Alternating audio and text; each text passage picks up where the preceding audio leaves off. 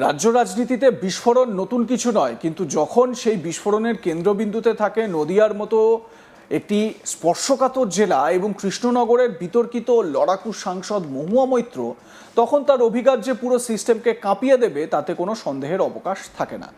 সংসদ ভবন চত্বর থেকে সরাসরি একটি ভিডিও বার্তা প্রকাশ করে বিস্ফোরক অভিযোগ করেছেন মহুয়া। তার সরাসরি নিশানা এবার খাস নদিয়া জেলার পুলিশ প্রশাসন।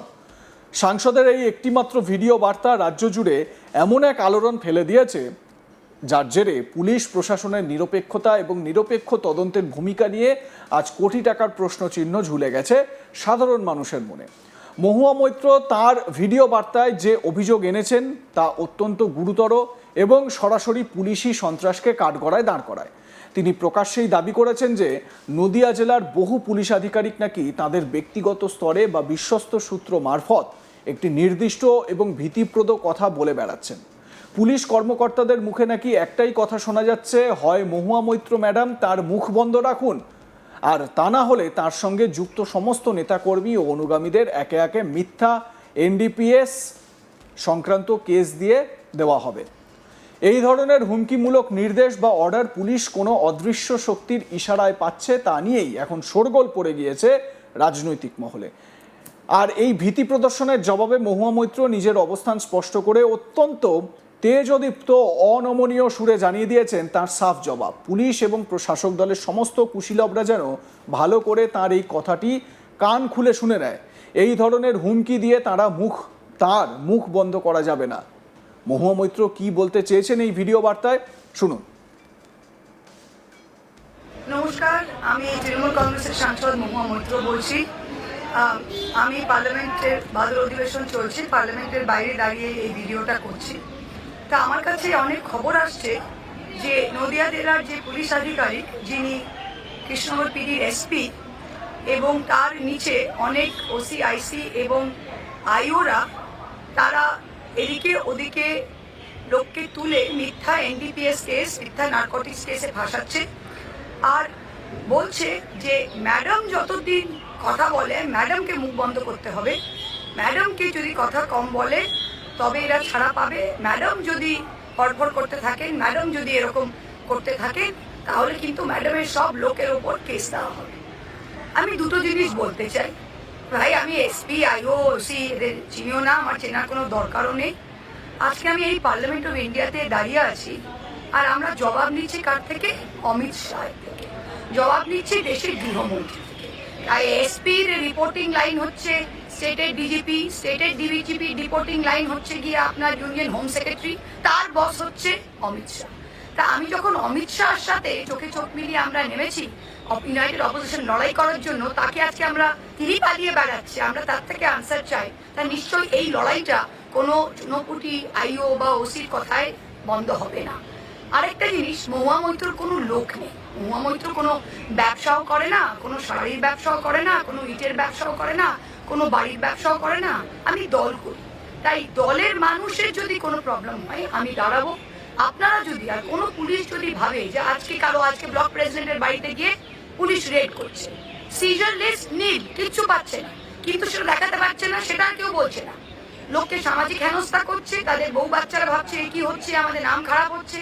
প্রত্যেকটা কর্মীকে আমি বলতে চাই, এটাই হচ্ছে পুলিশের নেচার, এটাই ওরা, তাদের বস, তাদের বাবারা তাদের বলে দিয়েছে বিজেপি পার্টি অফিস থেকে এই 16 জনের নাম লিখতে হবে, দুজনকে ধরে এখন যেভাবেই হোক তাদের থেকে নাম। কিন্তু এনডিপিএস এত সহজ নয়, ফেন্সিডিল মিথ্যা কেস লোককে দেওয়া এত সহজ নয়। তাই ওরা যাই চক্রান্ত করুক, বিচার ব্যবস্থা আছে, কোর্ট আছে, আপনারা ভয় পাবেন না। কতদিন এই মিথ্যা চক্রান্তটা চালায় তারা দেখুক। আমরা লড়াই করতে এসেছি ওই নদিয়া জেলার পুলিশ আধিকারিকের জন্য নয়, আমরা দেশ বাঁচাবার লড়াই নরেন্দ্র মোদী, অমিত শাহর সাথে নেমেছি, আর আমরা এই লড়াইটা জিতবো। ঠিক আছে? তাই আপনাদের যা করার আপনারা করুন, আমরাও দেখে নেব। নমস্কার, আমি তৃণমূল কংগ্রেস। মহুয়া মৈত্রের একেবারে স্পষ্ট বার্তা। ঘটনার গভীরে প্রবেশ করলে দেখা যায় কৃষ্ণনগরের সাংসদ হিসেবে মহুয়া মৈত্র বরাবরই তার আক্রমণাত্মক রাজনৈতিক শৈলী এবং শাসক দল তথা প্রশাসনের বিরুদ্ধে সোচ্চার হওয়ার জন্য পরিচিত। কিন্তু যখন একজন নির্বাচিত জনপ্রতিনিধি সরাসরি একটি জেলার পুলিশ প্রশাসনকে কাঠগড়ায় তুলে বলেন যে তাদের উপর উপর মহল থেকে নির্দিষ্ট রাজনৈতিক স্বার্থ চরিতার্থ করার জন্য মিথ্যা মাদক অপরাধের মামলা দিয়ে হেনস্থা করার অর্ডার আসছে, তখন বিষয়টি আর নিছক কোনো রাজনৈতিক বাদানুবাদ থাকে না। এটি সরাসরি গণতন্ত্র এবং আইনের শাসনের ভিত্তিমূলে এক ভয়ঙ্কর আঘাত হয়ে দাঁড়ায়। নদিয়া জেলায় অতীতেও রাজনৈতিক হিংসা, পুলিশি নিষ্ক্রিয়তা এবং মিথ্যা মামলায় বিরোধী বা ভিন্ন মতের রাজনৈতিক কর্মীদের ফাঁসানোর অভিযোগ বারবার উঠেছে।